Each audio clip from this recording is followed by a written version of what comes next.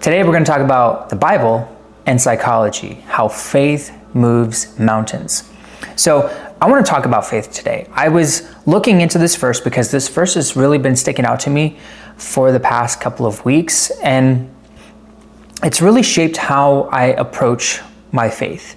Because for context, when I first got into entrepreneurship, I was like someone who was so convinced and so persuaded about what I was praying for.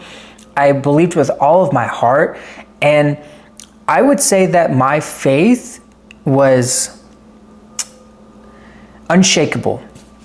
I came with a lot of certainty. But recently, over the years, my faith started to dwindle a little bit. I had some doubts here and there, and I was just thinking to myself, what happened along those years? And why did I go from someone who had so much faith and certainty about what I was doing and building versus now where I'm at? And so this verse that I'm going to share with you here in a second really speaks to my heart about faith and what it means to move mountains. And we know that as believers, our faith is very important. And so I believe that this verse that I'm going to share with you has a lot of connection to human behavior and psychology. So let's dive in. In Mark 11:23 and 24, it says, "Truly I tell you, if anyone says to this mountain, be lifted up and thrown into the sea, and does not doubt in his heart, but believes that what they say will happen, it will be done for them. Therefore I tell you, whatever you ask in prayer, believe that you have received it, and it will be yours."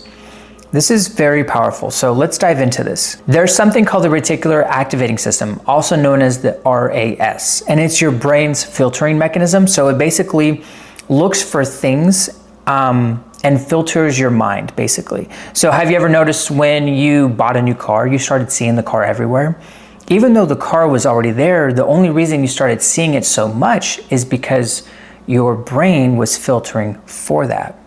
That was the RAS in effect. So your faith gives your RAS a target. When you focus on your prayers, when you start focusing on believing with all your heart the promises God has for you, your RAS starts looking and filtering for things that are in alignment. So when Jesus said, does not doubt in his heart, but believes that what they say will happen, he was describing what psychologists call cognitive congruence. And it's when your emotions, your thoughts, and beliefs are in alignment. I know that over the course of my life, there were times where I struggled to believe. And I know that it was because of my nervous system and the way the nervous system works. You're in fight or flight mode. And when you are pursuing a new goal, when you're doing something that's requiring you to get out of your comfort zone, it either causes you to shrink back, which is where your thoughts and emotions and beliefs will not be in alignment. And it actually, it's kind of connecting what I'm about to say here in a minute. But there were many, many cases, especially 5 years ago when I was in my business, building my business, pursuing this thing that I really wanted to build. I didn't have that alignment. So the subconscious mind.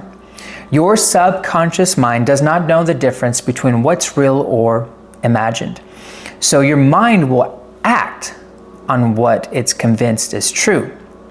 So when you really, really believe that what you're praying for is already yours, and your mind will start to act, filter, and create behaviors in alignment with that reality. This is why Jesus said, believe you have received it. It's about embodying the state of already having it, which changes your behavior and confidence. When you think about that for a minute, really think about that. When you embody that, when you act as if you already have it, this is speaking on human behavior. This is the be, do, have principle at its core. You have to become the person. Become the person who has what you desire to have.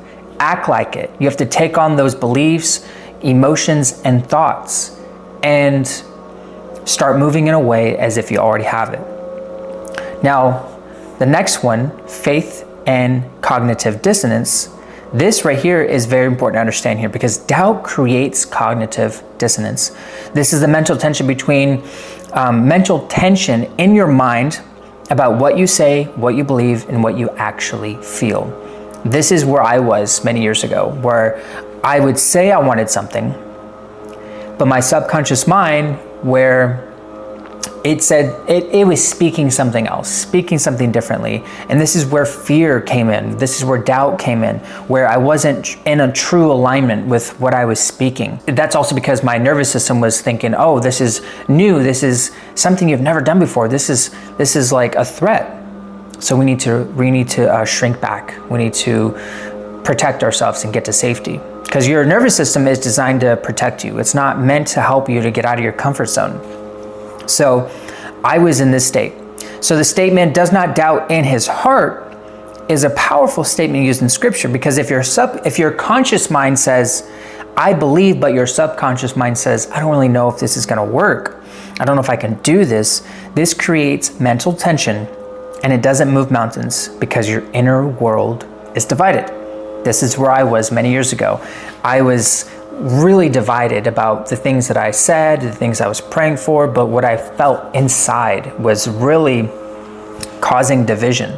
Faith unifies your belief system so your mind, emotions, and words are congruent. This is why we need to believe, truly believe in our hearts. So if you say things like, I hope this works, that hesitation creates uncertainty and causes doubt. So your words are very important as they align with what you believe in your heart. So Luke 6:45 says, the good person out of the good treasure of his heart produces good, and the evil person out of the evil treasure produces evil. For out of the abundance of the heart, his mouth speaks. Your heart produces fruit, and your heart is a spring that flows from here, your chest, all the way through to your mouth, right? And your words produce fruit as well.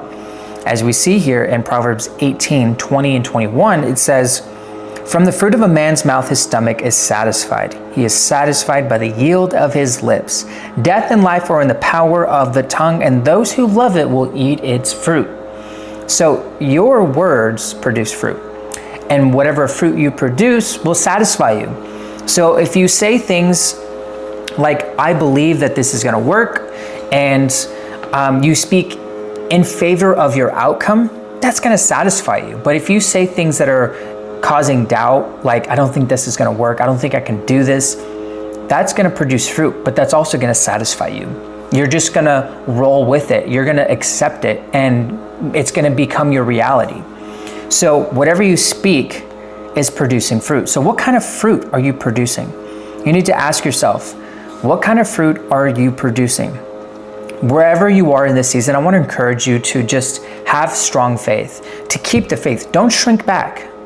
Don't hesitate. Just have 100% certainty about what you're praying for, what you're asking God for, and embody that. Act as if you already have it, as Jesus said here.